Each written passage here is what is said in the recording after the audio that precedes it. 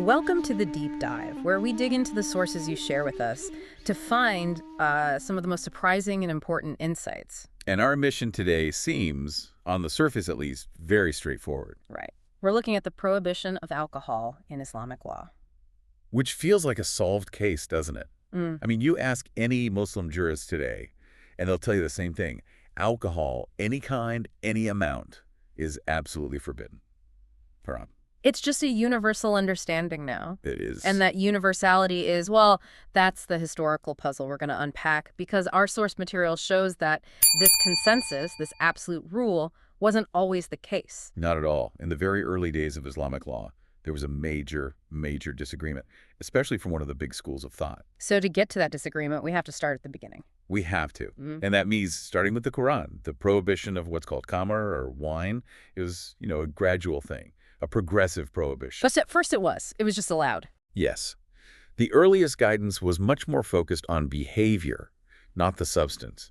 There's a verse in the Qur'an that tells believers something like, don't go near a prayer or salat while you are stupefied under influence until you know what you were saying. So the boundary is mental clarity. You have to be clear for worship. Exactly. It's a very practical rule. If you're going to pray, be present. But drinking before that, when you were sober, it wasn't really framed as a sin itself. But that changed. It did. The tone shifted significantly. The final verse on the matter is much stronger.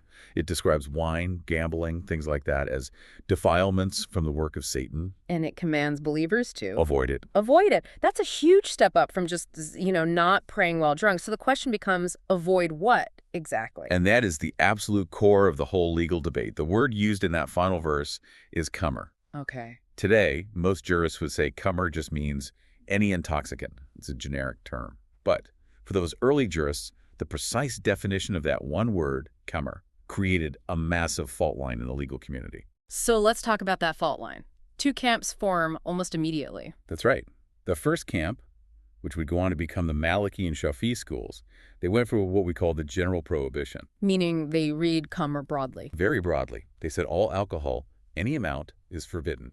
The goal for them, the spirit of the law, was to prevent intoxication entirely. But then you get the big outlier, the early Hanafi school, people like Abu Hanif and his famous students, Ash-Shaybani and Abu Yusuf. And they took a completely different path.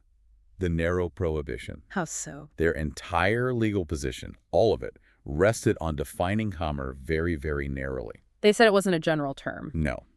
They insisted it referred specifically and really only to fermented juice from grapes uncooked, or sometimes cooked, and maybe occasionally dates. That's it. So, okay, rule number one for the early Hanafis is, if it's that classical grape wine, the Qur'an's khamr, it's forbidden, no question, even a single drop. Correct. That's off the table. But, and this is the part that's so surprising, for literally any other intoxicating drink, say a drink called nabīdh made from fermented barley or honey or wheat, the substance itself was not prohibited. Wait, so you could legally drink these other things? You could, as long as you stopped before you got drunk. The Hanafis argued that for these non-grape drinks, it was the act of intoxication that was forbidden, not the drink. Not the substance. Not the substance. Their famous ruling was that the cups you drank before you got drunk were allowed. Only, and I'm quoting here, the last cup that intoxicated was legally forbidden. How on earth did they justify that? I mean, it seems to fly in the face of where everyone else was heading. It all comes down to their unique methodology. The early Hanafis were called the al-Ray, the people of reasoned opinion. People of reason. Right. They weren't ignoring scripture, but they believed that life was complex, and jurists had to use their personal judgment, their ray, and also analogical reasoning, or qiyas. So their own reasoning was a source of law, in a way, a check against a purely literal reading of a text. That's a great way to put it. They also had a much broader idea of the sunnah, or the prophet's example. For them, it wasn't just in hadith, in the documented sayings. It was embodied in the real living practices of the early Muslim community and the companions. So what the community did mattered more than what one single report said. That is the absolute key. They were very, very skeptical of solitary hadith reports, the ones called ahad. And these are the majority of reports we have today, right? In collections like Bukhari or Muslim. The vast majority. And for the early Hanafis, a report with only one chain of narrators wasn't strong enough to create a universal law that everyone had to follow. It gave them the freedom to say, look, We see this one hadith, but the actual practice of the community that we've inherited says something else. So their position wasn't just random, it was based on a totally different legal philosophy. And to back it up, they would have needed some pretty powerful evidence. And they had it. Al-Shabani, one of the founders, brings up this incredible story about the Caliph Omar. And you have to remember, Omar is seen as the second highest authority after the Prophet himself. Okay, set the scene for us. A man, a desert Arab, is brought before Omar. He's clearly drunk, and he's drunk on nabīdh, so it's one of these non-grape fermented drinks. Right. Omar actually tastes the drink, and he finds it incredibly strong, just way too potent to drink as it is. So what does he do? This is the amazing part. He calls for water, he dilutes the nabīdh to make it less strong, and then he drinks it himself. He drank it, the caliph. He drank it, and he offered it to others around him, and he told them, dilute this with water when it shall overcome you. Wow. I mean, the argument there is pretty clear. If the caliph himself is diluting and drinking it and telling other people how to drink it safely, how could the substance itself be completely forbidden? It's a bombshell piece of evidence. It perfectly supports their view. The problem isn't the drink, it's the effect, the overwhelming intoxication. Unless, of course, it was actual grape khamr. And they had other examples too, right? They did. They pointed to the companion, Abdullah ibn Masud, who was known to regularly drink nabīdh that his servant prepared for him. So for the Hanafis, to forbid these drinks would mean contradicting the very people who founded the community. I can hear people thinking, though, what about that really famous hadith? The one that says drinks that intoxicate in large quantities are forbidden in small quantities. That seems to just completely demolish the Hanafi argument. It does, and they knew about it. They were absolutely aware of that hadith. But staying true to their method, they offered a reinterpretation. Jurists like Ibrahim said that everyone was misunderstanding the report. What was their interpretation? They argued it wasn't a ban on the substance, it was a warning about the act.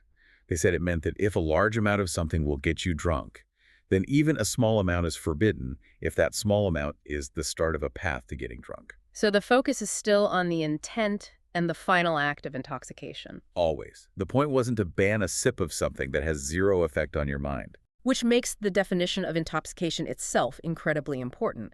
If the line they drew was the last cup, what did that actually mean? What was legal drunkenness for them? And the bar for that was just incredibly high.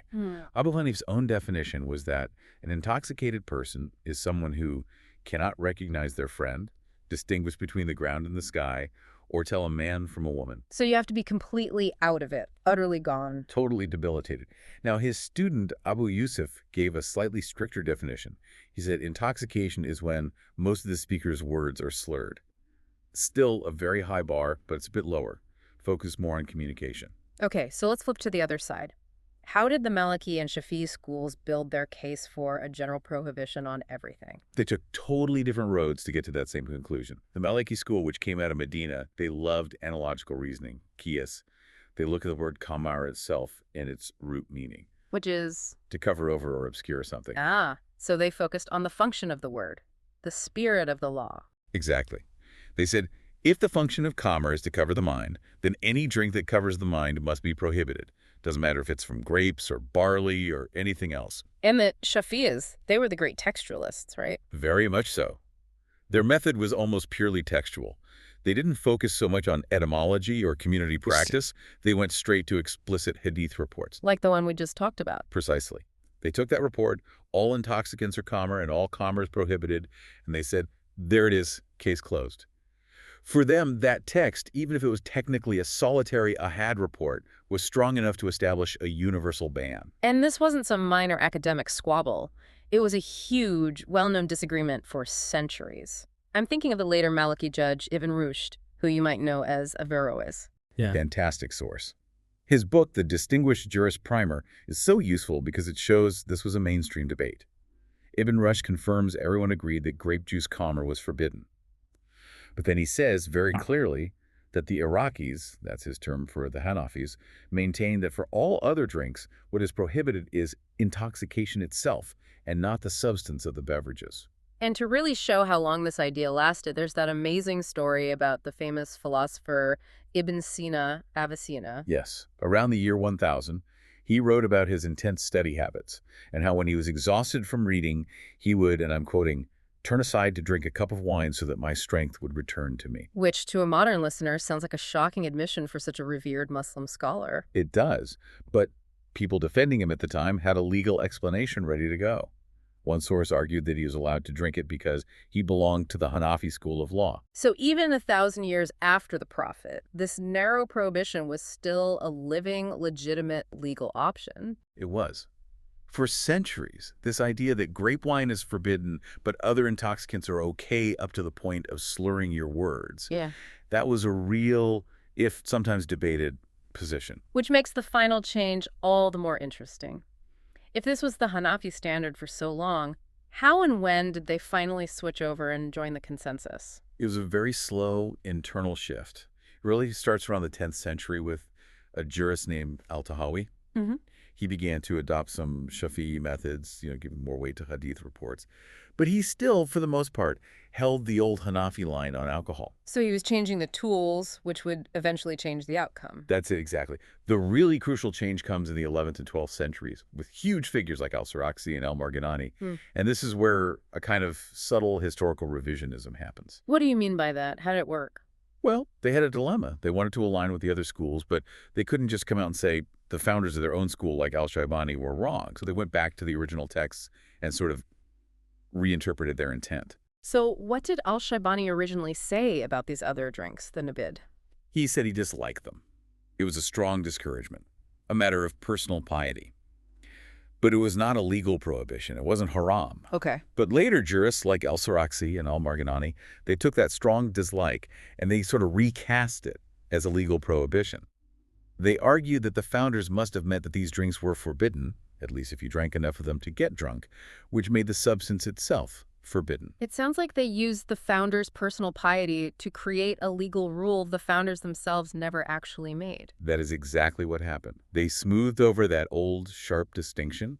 They erased the historical wrinkles to create this new, unified Hanafi position that was much stricter and, frankly, much more in line with the rest of the Sunni legal world. And by the 12th century, the shift was complete. The shift was complete, and the general prohibition became the Hanafi position, which is what it remains today. And even though the law is now settled, this history isn't just an academic curiosity.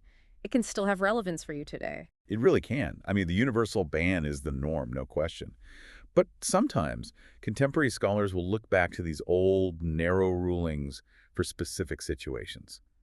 Like in medicine. How so? Well, if a Muslim patient needs a medicine that happens to have trace amounts of alcohol in it, some scholars might use that old Hanafi logic that only grape khamr is forbidden by substance to permit taking the medicine. They argue the prohibition is on the intoxicating effect, which a tiny amount of alcohol in medicine doesn't have. What really strikes me from this whole deep dive is how something that feels so permanent, so monolithic, like the ban on alcohol, is actually the product of a really messy, dynamic, and fascinating legal history. It's not cut in stone. Absolutely. Yeah. And it shows you how much weight was given to different kinds of evidence. The early Hanafis just didn't trust solitary hadith reports as much as they trusted the documented actions of someone like Caliph Omar, who they saw dilute and drink an intoxicant. They used the practice of their ancestors as the ultimate legal proof. Which leaves us with a final question for you to think about. When jurists are making law, how should they balance the weight of precedent? What's more authoritative?